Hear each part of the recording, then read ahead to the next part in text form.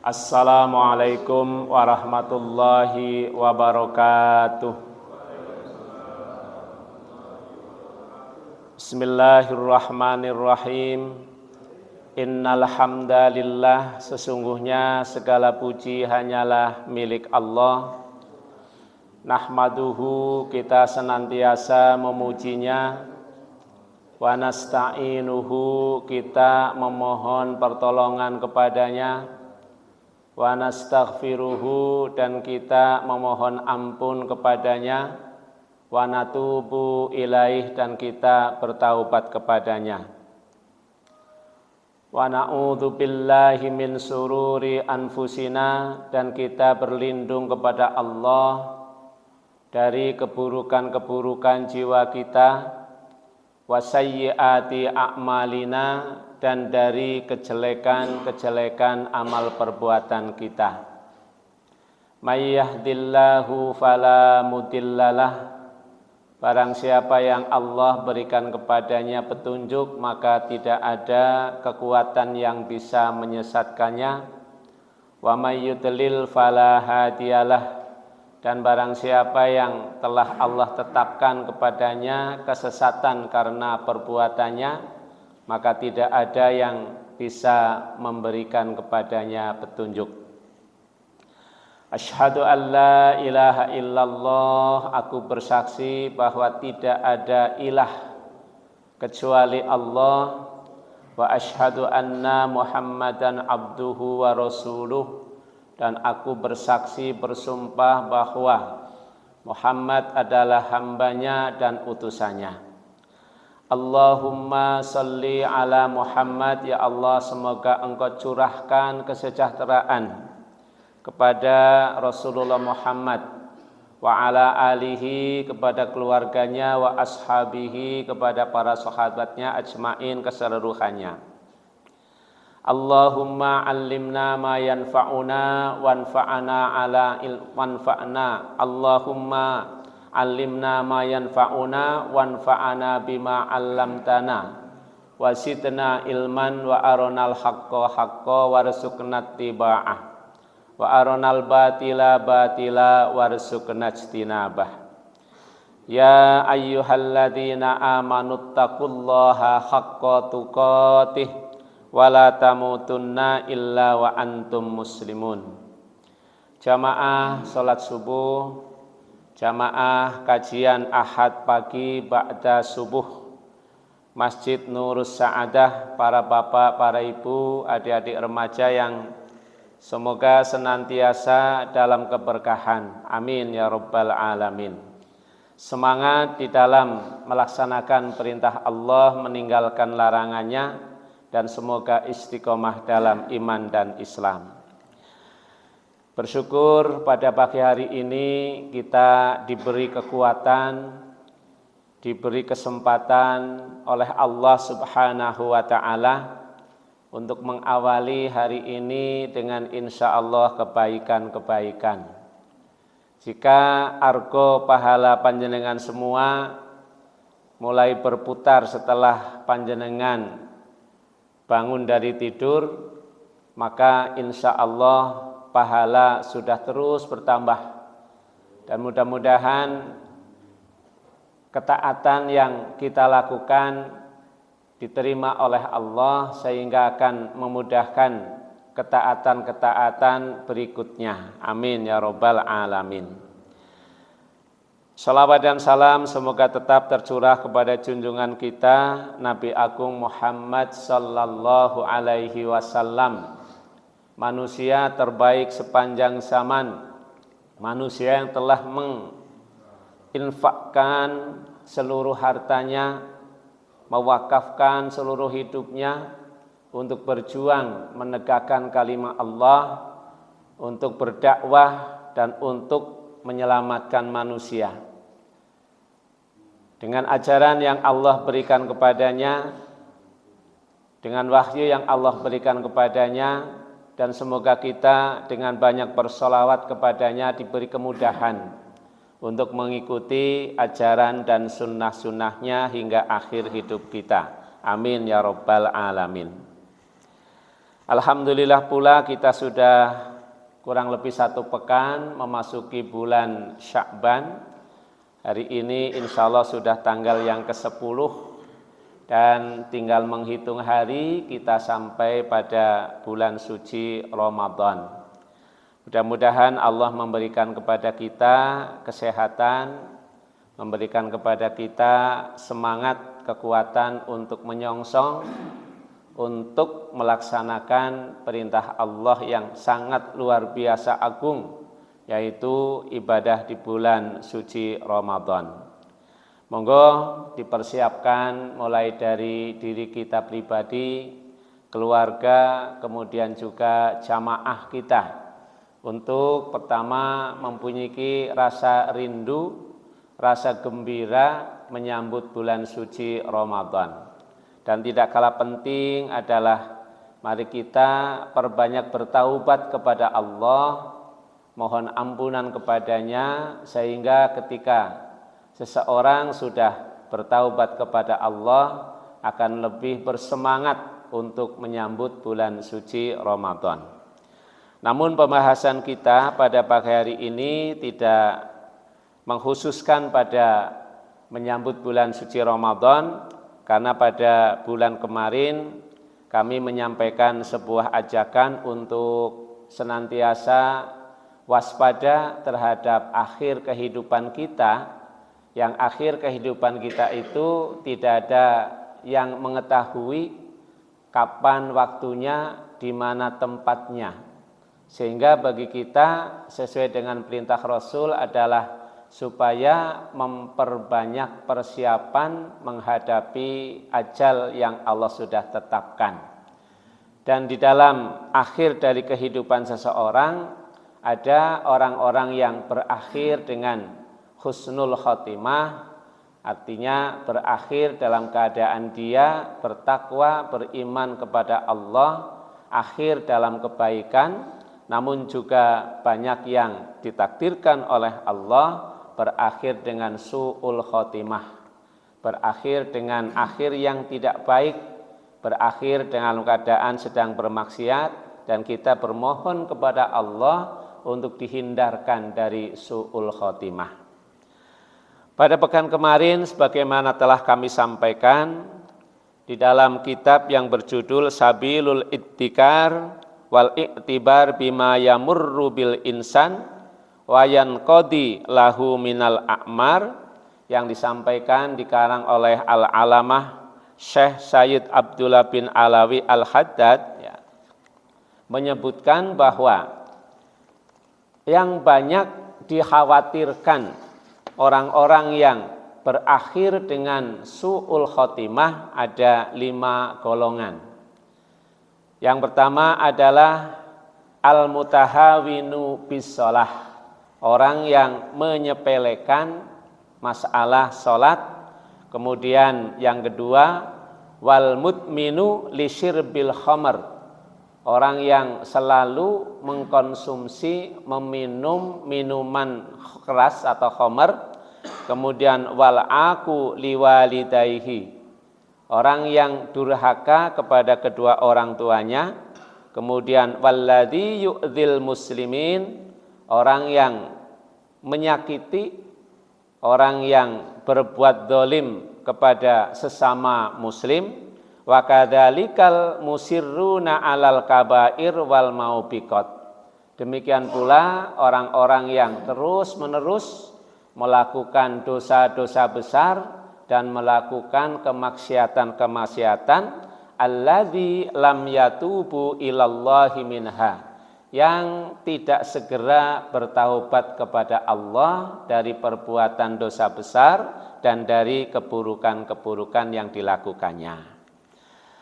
Untuk masalah al-mutahawinu bis-shalah, menyepelekan shalah, pada bulan kemarin telah kami sampaikan, dan mudah-mudahan kita tidak termasuk di dalamnya. Orang yang menyepelekan, menganggap sholat tidak penting, melakukan sholat hanya sekedarnya, ini kita hindari. Karena sholat adalah ibadah yang sangat agung, ibadah yang pertama kali besok ditanyakan pertanggungjawabannya ketika kita menghadap di akhirat, dan sholat adalah batas atau pembeda antara orang-orang yang kafir dan orang-orang yang beriman. Oleh karena itu kita mohon kepada Allah untuk senantiasa bisa melaksanakan, mendirikan sholat dengan sebaik-baiknya. Anak-anak kita, keluarga kita, lingkungan kita, jamaah kita. Kita ajak untuk senantiasa memperbaiki sholat kita, meningkatkan kualitas sholat kita. Lebih khusyuk, kemudian lebih merindukan sholat, sehingga kita akan menjadi orang yang membutuhkan sholat, bukan diberi kewajiban untuk melakukan ibadah sholat. Yang wajib ditunaikan dulu, setelah yang wajib ditunaikan, baru yang sunnah kita laksanakan. Jamaah rahimakumullah. Kemudian yang kedua adalah al-mutminu li syirbil khamar. Orang yang dikhawatirkan meninggal dalam keadaan su'ul khotimah adalah mereka yang selalu mengkonsumsi, meminum minuman keras, khamar. Nah, Masya Allah, berita terkini di Cianjur ada 8 orang yang meninggal.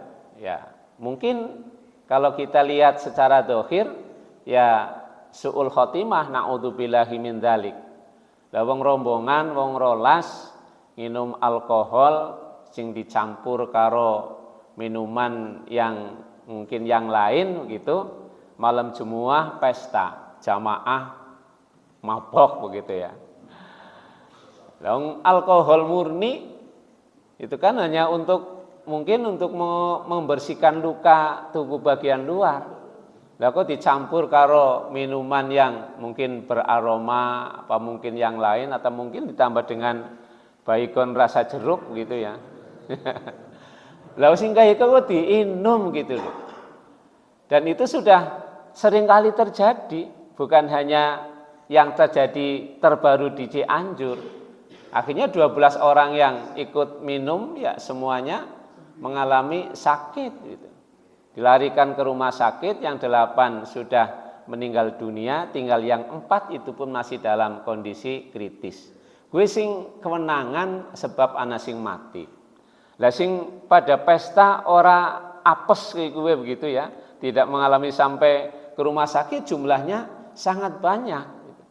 Nah inilah cobaan, kemudian juga peringatan bagi kita. Mudah-mudahan anggota kita, keluarga kita tidak ada yang menggemari yang seperti itu.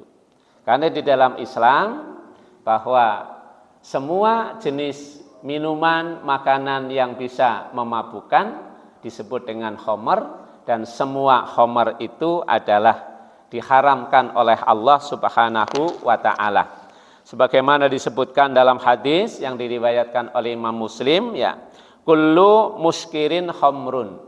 Setiap yang memabukkan atau yang bisa membuat sakar itu adalah khamar, wa kullu khamrin haramun, dan semua khamar itu adalah hukumnya haram.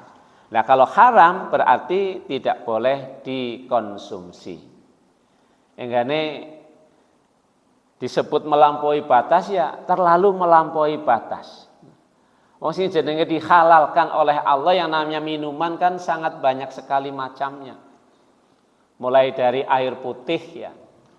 Kemudian juga minuman-minuman yang dihalalkan ada teh, ada kopi, ada kelapa muda, mungkin banyak yang lain yang dihalalkan. Lho sing halal bae akeh kok ngujang-ujane golek sing bisa memabukkan. Wong waras kepengin ora kepenak gitu.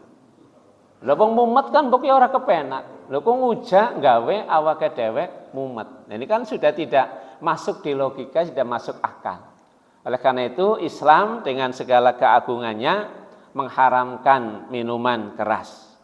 Banyak sekali kejadian-kejadian buruk yang diakibatkan oleh orang setelah mengkonsumsi minuman keras. Orang yang minum minuman keras kemudian menjadi mabuk ya.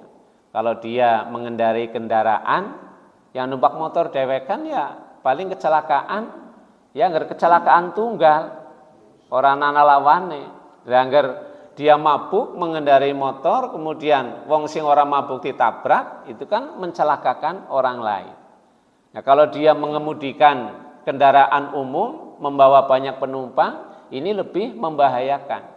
Dan pernah terjadi orang dalam kondisi masih pengaruh ya narkoba mengemudikan bis, kemudian sampai terjadi kecelakaan yang mengakibatkan korban jiwa yang dalam jumlah sangat banyak. Nah, oleh karena itu, Masya Allah, orang yang selalu minum minuman keras, tidak mau mendengar nasihat, tidak mau mendengarkan peristiwa-peristiwa yang sudah terjadi, ini dikhawatirkan akan mengalami su'ul khotimah atau berakhir kehidupannya dalam keadaan keburukan. Na'udzubillahi min dzalik. Kemudian golongan yang ketiga, Bapak Ibu rahimakumullah, adalah wal'aku liwalidayhi. Ini sudah sering dibahas dan menjadi pengetahuan bagi kita sebetulnya, bahwa durhaka tidak patuh kepada kedua orang tua ini merupakan perbuatan yang tidak dibenarkan dalam agama Islam, bahkan digolongkan ke dalam golongan dosa besar dan rankingnya setelah syirik kepada Allah Subhanahu wa ta'ala. Jadi kalau syirik kepada Allah itu adalah dosa paling besar, dosa tertinggi, maka dosa di bawahnya adalah al-aqu liwalidayhi, durhaka kepada kedua orang tuanya. Sebagaimana hadis yang diriwayatkan oleh sahabat Anas radhiyallahu anhu, Rasulullah sallallahu alaihi wasallam pernah ditanya oleh sahabatnya tentang dosa-dosa besar. Su'ila Rasulullah sallallahu alaihi wasallam anil kabair, qala al-isyraku billah wa uququl walidain wa qatlun nas wa syahadatus sur. Jadi dalam hadis ini ada 5 dosa besar yang disampaikan oleh Rasulullah menjawab pertanyaan sahabatnya. Yang pertama adalah al-isyraku billah, syirik menyekutukan kepada Allah Subhanahu wa ta'ala, baik dalam hal sifat maupun asma'nya. Nah, syirik insya Allah kalau secara lahir ya mudah diketahui, membakar kemenyan, kemudian membuat sesaji atau sajen, atau memotong binatang kemudian dengan keyakinan untuk minta keselamatan lahir. Tapi kita juga harus hati-hati bahwa orang yang beramal dengan mengharapkan pujian manusia, pengakuan supaya terlihat alim, supaya viral, dan sekarang Masya Allah banyak yang melanda kita semua, pamer dengan amal solihnya, ini juga termasuk ke dalam golongan syirik. Karena dia beramal bukan untuk Allah, berarti menyamakan orang mendapatkan pujian sama dengan mendapatkan ya keridhaan dari Allah. Maka orang yang melakukan amal perbuatan dengan riya, ingin dilihat, sum'ah, ingin didengar, itu tergolong ke dalam perbuatan yang syirik. Dan ini harus kita hati-hati betul-betul ketika kita melakukan amal perbuatan, baik ibadah mahdhah, ibadah yang ketentuannya sudah ditentukan oleh Allah atau khusus seperti puasa, kemudian sholat, zakat. Ini harus betul-betul karena Allah Subhanahu wa ta'ala. Pun demikian ketika melakukan kebaikan, interaksi dengan sesama manusia, saling tolong-menolong, bermuamalah, ini pun harus benar-benar mengharapkan ridho dari Allah Subhanahu wa ta'ala. Jamaah rahimakumullah, kemudian wa uququl walidain, durhaka kepada orang tua, wa qatlun nafs, membunuh jiwa tanpa alasan yang dibenarkan oleh syariat. Termasuk dosa besar. Dan kemudian wa syahadatus zur, kesaksian yang palsu atau kesaksian yang dusta. Nah, poin nomor 2 yaitu durhaka kepada Allah Subhanahu wa taala merupakan perintah dari Allah supaya kita tidak melakukan durhaka kepada orang tua.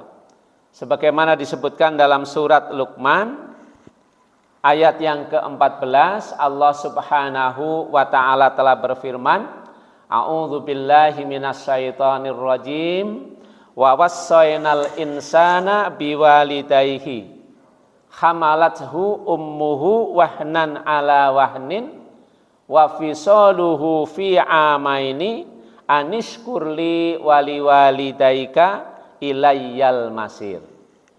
Jelas sekali di dalam surat Luqman ini Allah berwasiat, Allah berpesan kepada manusia. Di sini tidak hanya orang-orang yang beriman, tapi wa wassaynal insan. Jadi kepada seluruh manusia, baik yang beriman maupun yang tidak beriman, apalagi ketika kita mengakui sebagai orang yang beriman kepada Allah, betul-betul mendengar ayat ini kita harus melakukannya dengan sebaik-baiknya. Allah berwasiat kepada manusia agar berbuat baik kepada kedua orang tuanya setelah mereka diperintahkan untuk tidak syirik kepada Allah Subhanahu wa taala. Jadi orang tua itu dalam ayat ini disebutkan hamalathu ummuhu wahnan ala wahnin. Ibunya telah mengandungnya dalam keadaan payah dan semakin bertambah usia kandungannya, semakin dia payah, semakin dia bebannya berat.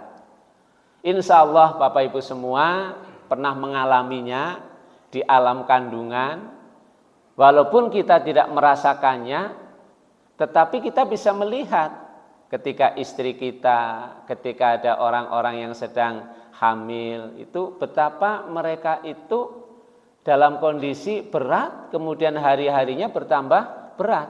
Dan itu bukan hanya dalam waktu sehari, seminggu, 2 minggu, tapi selama kurang lebih 9 bulan. Nah, setelah malah mengandung selama 9 bulan dalam keadaan berat dan bertambah berat, mereka pun akan berjuang, bahkan ada yang mengatakan bertaruh nyawa untuk melahirkan kita, ya, untuk melahirkan kita dengan rasa sakit yang tiada terperi begitu. Mereka berjuang untuk melahirkan kita dan tidak akan pernah habis perjuangan orang tua kita, terutama ibu, setelah kemudian melahirkan kita. Kemudian wa fisaluhu fi amaini, menyusui kita selama 2 tahun.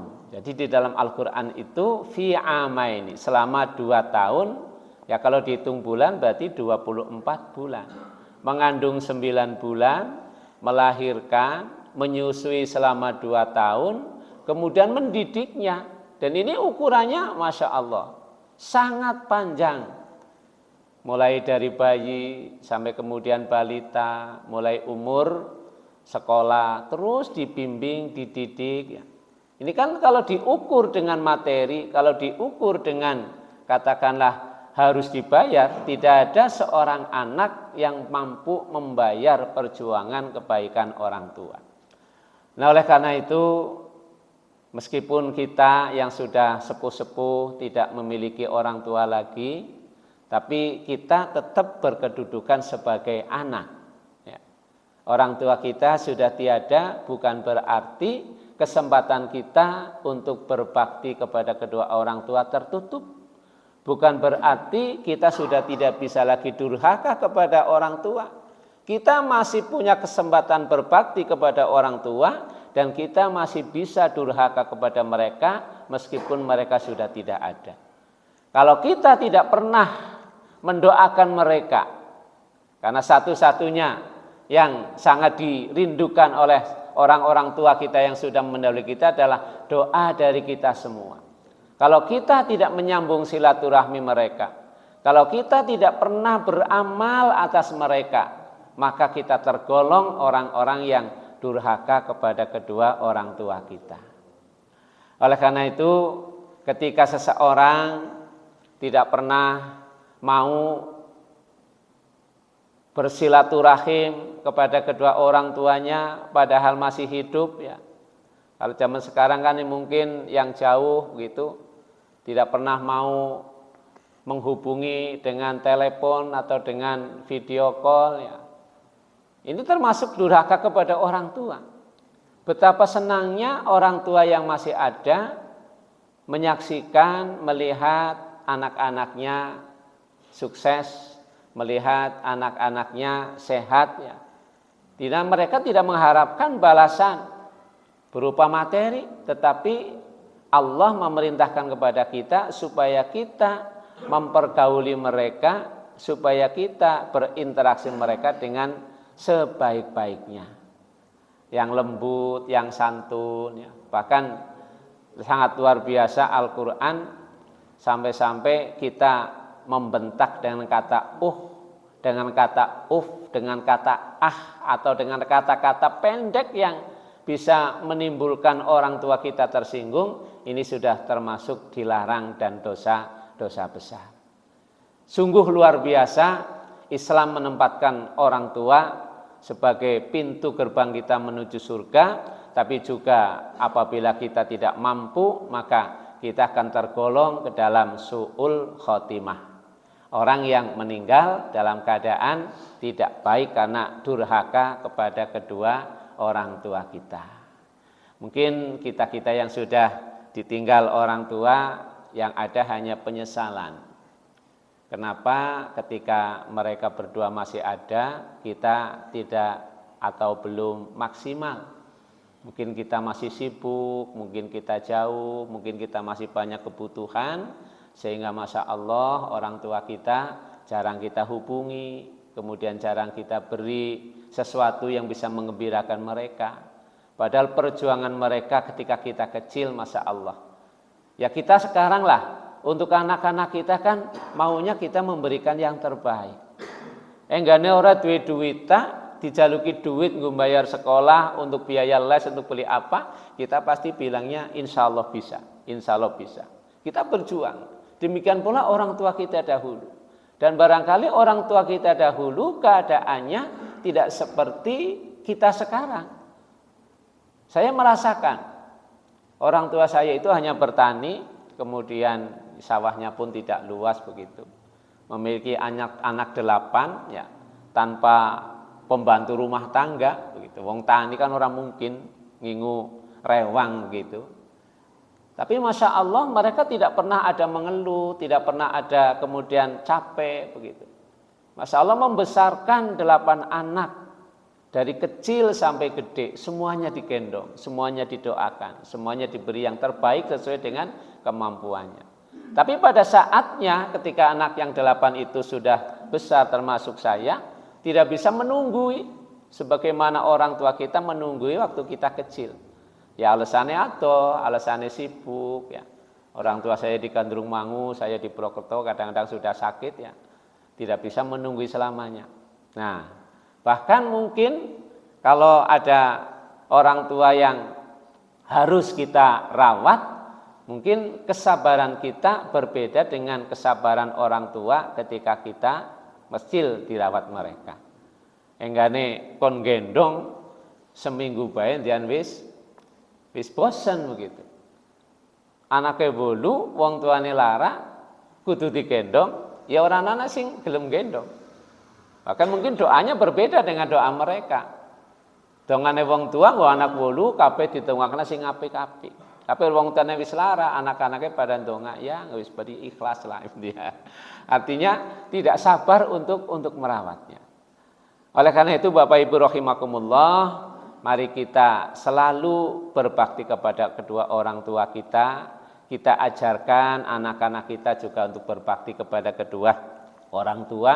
Karena ini termasuk perbuatan yang sangat mulia, berpahala besar. Sebaliknya, jika durhaka kepada kedua orang tua akan bisa mendatangkan su'ul khotimah. Ibu-ibu melahirkan putranya mungkin dengan sakit yang sangat luar biasa. Tapi ada sakit yang lebih dari itu semua ketika anak yang kita lahirkan, anak yang kita besarkan, anak yang kita biayai membentak seorang ibu yang telah melahirkan setelah membesarkannya. Mungkin sakit setelah melahirkan sudah tidak teringat lagi. Tetapi satu kata bentakan, satu kata yang tidak enak bisa teringat, bisa menyakitkan hati dalam waktu yang sangat lama. Demikian pula kita, mudah-mudahan kita tidak pernah berbuat yang seperti itu kepada kedua orang tua kita, terutama kepada ibu kita. Bapak Ibu rahimakumullah, kemudian yang keempat yang dikhawatirkan mengalami su'ul khotimah adalah mereka yang suka menzalimi muslim yang lainnya, wa yu'dzil muslim. Nah, zalim ini secara bahasa adalah wada'us syai' fi ghairi maudhi'ihi wa ahdul mar'i ma laisa lahu. Jadi meletakkan sesuatu tidak pada tempatnya, kemudian juga mengambil sesuatu yang bukan haknya. Ini termasuk perbuatan yang tergolong zalim. Banyak sekali ayat-ayat Allah, hadis-hadis dari Rasulullah Sallallahu Alaihi Wasallam yang bisa kita jadikan pedoman untuk tidak berbuat zalim. Karena perbuatan zalim tidak akan mendatangkan manfaat, tetapi justru akan mendatangkan laknat dari Allah Subhanahu wa Ta'ala. Di dalam surat Hud ayat yang ke-8 Allah berfirman, ala laknatullahi ala zalimin.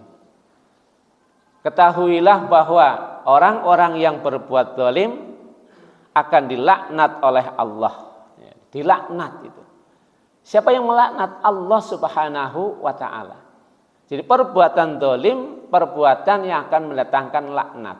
Nah, orang kalau sudah dilaknat berarti sudah dibenci oleh Allah Subhanahu wa Ta'ala.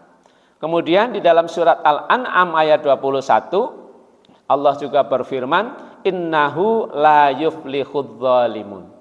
Sesungguhnya dia tidak akan memberikan keberuntungan kepada orang-orang yang berbuat zalim, atau orang-orang yang berbuat zalim itu tidak akan mendapatkan keberuntungan. Artinya dia selalu merugi. Bapak Ibu rahimakumullah, jadi perbuatan zalim itu bisa dilakukan oleh seseorang dalam hal yang sangat banyak. Sepanjang orang itu tidak melakukan hak dari orang lain atas diri kita, kemudian kita juga mengambil yang bukan hak kita, ini sudah termasuk ke dalam perbuatan zalim atau menyakiti hati atau jiwa, atau mungkin juga merugikan dari orang muslim yang lain. Maka kepada orang-orang yang barangkali kita pernah berbuat zalim, mungkin ya termasuk juga mungkin secara tidak sadar kita kadang-kadang bercanda, gluwean, kemudian candaan kita menjadikan mereka tidak ridho atau mereka sakit hati. Nah, ini juga termasuk perbuatan yang tergolong zalim. Apalagi yang jelas-jelas kita merugikan saudara kita sesama muslim. Mungkin dalam hal perdagangan, dalam hal muamalah, dalam hal hubungan kita dengan masyarakat. Sebagaimana yang diterangkan oleh Rasulullah Sallallahu Alaihi Wasallam, sebuah hadis yang bisa kita jadikan pedoman, ya. Rasulullah Sallallahu Alaihi Wasallam pernah bertanya kepada para sahabatnya dengan kalimat yang sangat luar biasa, tertata, dan jawabannya sangat bisa kita pahami. Atadruna mal muflis? Rasulullah suatu ketika bersama para sahabat, Rasulullah menyampaikan pertanyaan, apa yang kalian ketahui tentang orang yang muflis, orang yang pailit, orang yang bangkrut? Nah, Kemudian qalu, di antara mereka ada yang menjawab, ya, al-muflisu fina man la dirhama lahu wala mata. Orang yang bangkrut, orang yang pailit di antara kita adalah orang yang ya tidak lagi memiliki dirham, tidak memiliki uang, tidak memiliki tabungan, rekeningnya kosong, kemudian wala mata, dan tidak memiliki harta benda. Jadi orang duwe duit, orang duwe dunya, pokoknya bangkrut itu menurut para sahabat. Ya tidak salah jawaban sahabat. Karena memang definisi bangkrut secara keduniaan yang seperti itu. Tapi Rasulullah menyebutkan, faqala innal muflisa min ummati ya'ti yaumal qiyamah bisolah wasiyam wazakah. Nah, sesungguhnya orang yang bangkrut dari umatku adalah bukan sebagaimana jawaban para sahabat. Rasulullah menjelaskan, orang yang bangkrut dari umatku adalah orang yang besok pada hari kiamat datang menghadap Allah dengan membawa pahala sholat, dengan membawa pahala puasa, dengan membawa pahala zakat. Jadi pahalanya banyak yang dibawa. Pahalanya banyak. Wa ya'ti qad syatama hadza wa qadhafa hadza wa akala mala hadza, kemudian wa syafaka dama hadza wa daraba hadza. Di samping orang itu membawa pahala yang banyak, tapi dia juga datang menghadap Allah dengan membawa banyak masalah. Antara lain adalah telah menuduh si A, kemudian memakan harta si B, kemudian juga membunuh. Jadi banyak dosanya, menuduh, kemudian juga menyakiti, kemudian juga kehormatannya orang lain dia rendahkan, kemudian sampai dengan membunuh orang lain. Nah, dari kasus ini maka orang tadi yang datang membawa pahala, kemudian dia juga membawa dosa karena di dunia tidak menyelesaikannya. Ini orang yang zalim ini. Kebaikan-kebaikan dari orang yang mati itu menghadap Allah diambil. Untuk si A misalkan 100, ambilkan dari kebaikannya 100. Untuk si B pernah menuduhnya, ambilkan dari kebaikannya. Untuk si C. Nah, kalau yang didolimi itu banyak sekali, apalagi dalam sekup masyarakat, apalagi dalam sekup yang lebih luas lagi, kebaikannya diambil, sudah habis, kemudian dosa-dosanya dari kedolimannya belum selesai. Maka apalagi yang bisa diandalkan, sudah habis semuanya, bangkrut kan. Maka dosa-dosa orang-orang yang pernah didolimi kemudian diambil dan diberikan kepada dia. Kemudian dia faturihat finnar, dia dimasukkan ke dalam api neraka. Na'udzubillahi min dzalik. Masya Allah.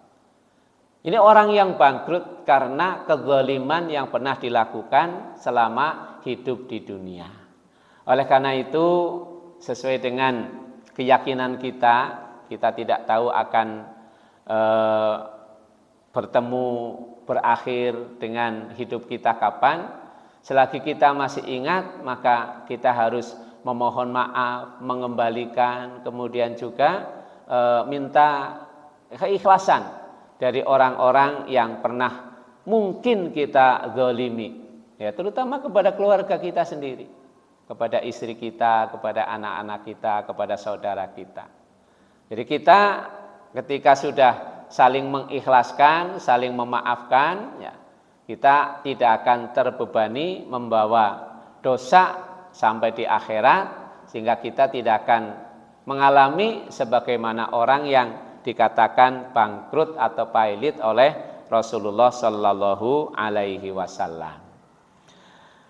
Bapak Ibu rahimakumullah, yang kemudian yang kelima adalah mereka yang terus-menerus melakukan perbuatan dosa besar, kemudian berbagai macam kekejian, dan kemudian tidak mau bertaubat kepada Allah. Ini juga bisa terjadi pada diri kita, bisa terjadi pada diri kita karena kelemahan kita. Sebetulnya kita tahu bahwa itu perbuatan dosa, tapi karena kelemahan diri kita tidak bisa menghindarinya, dan kita tidak segera kemudian bertaubat. Apalagi kalau kita merasa kita tidak pernah melakukan perbuatan dosa, sehingga kita enggan untuk bertaubat kepada Allah Subhanahu wa ta'ala. Tadi sudah disebutkan dosa-dosa besar, ya, termasuk juga ya zalim, kemudian juga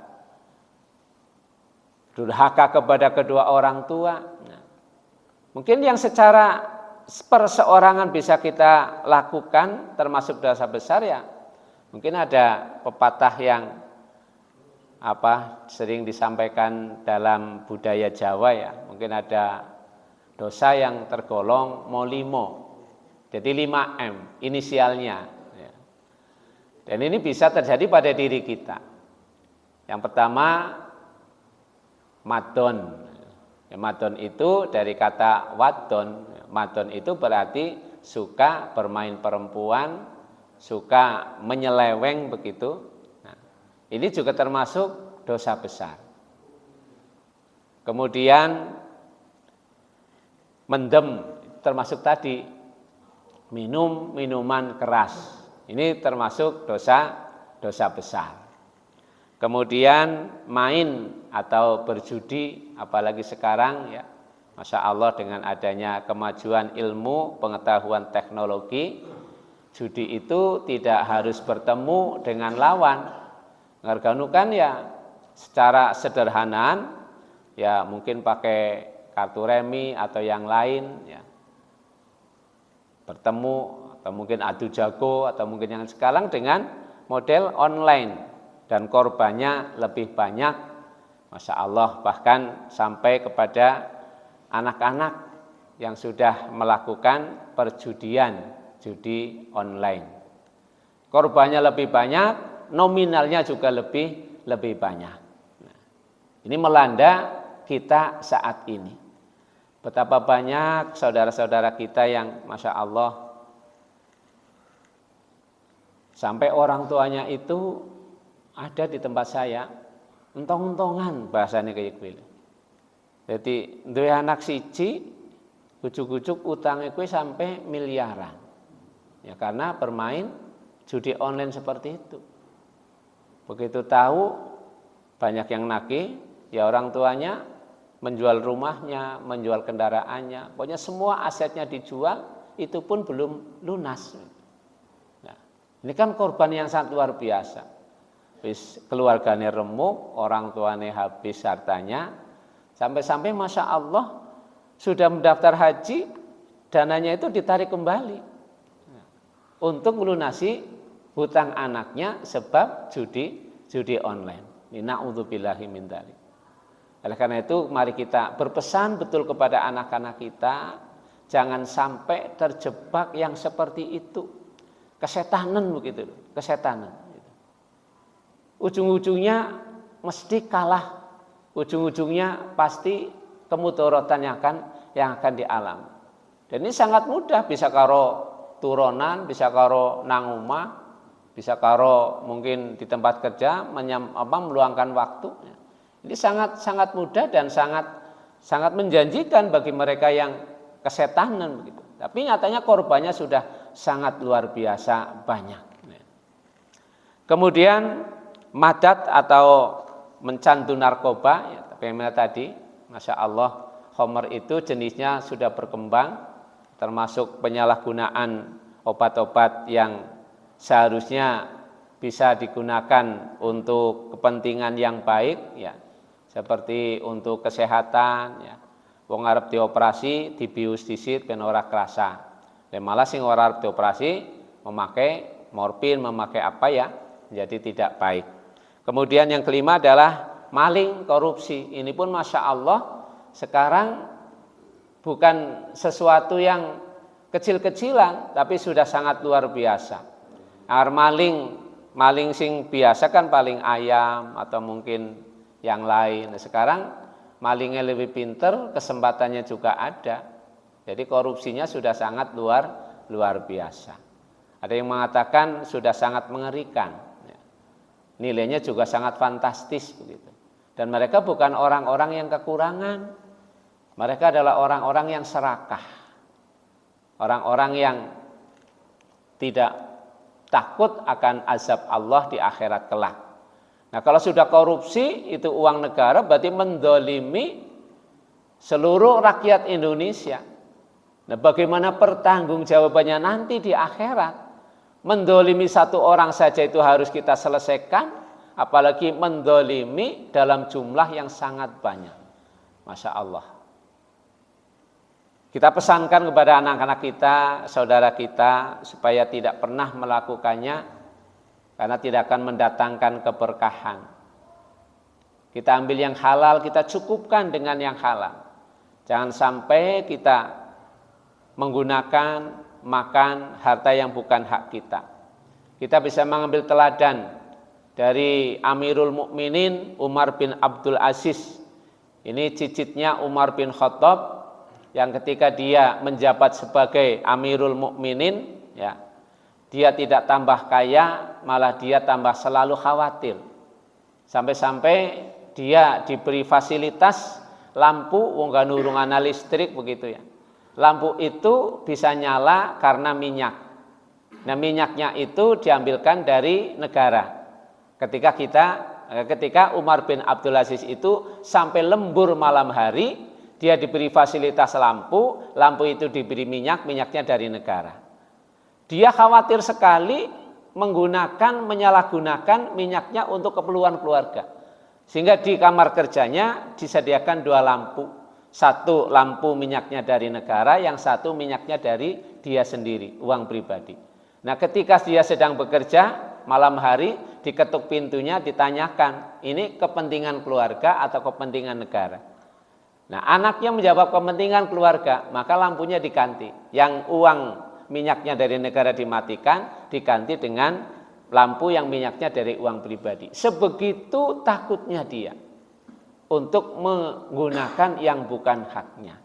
Nah, kalau pejabat itu bermental seperti itu, insya Allah akan selamat semuanya. Selamat pejabatnya, kemudian rakyatnya juga insya Allah makmur, tidak ada harta atau hal yang dimaling atau yang dikorupsi.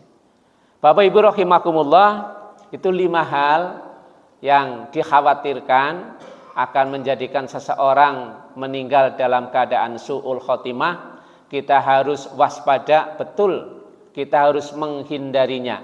Yang pertama adalah menyepelekan sholat, yang kedua durhaka kepada kedua orang tua, yang ketiga al-mudminu lisyirbil khamar, minum khamar yang terus-menerus.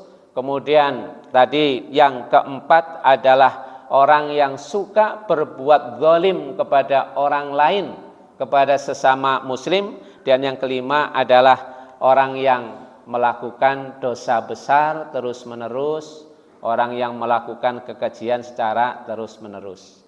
Mari jaga diri kita, keluarga kita untuk selalu taat kepada Allah, mencukupkan dari hal yang dihalalkan oleh Allah, dan kemudian menghindari dari hal-hal yang diharamkan oleh Allah, supaya kita bisa husnul khotimah. Mohon maaf atas segala kekurangannya. Subhanakallahumma wa bihamdika asyhadu an la ilaha illa anta astaghfiruka wa atubu ilaik. Assalamualaikum warahmatullahi wabarakatuh.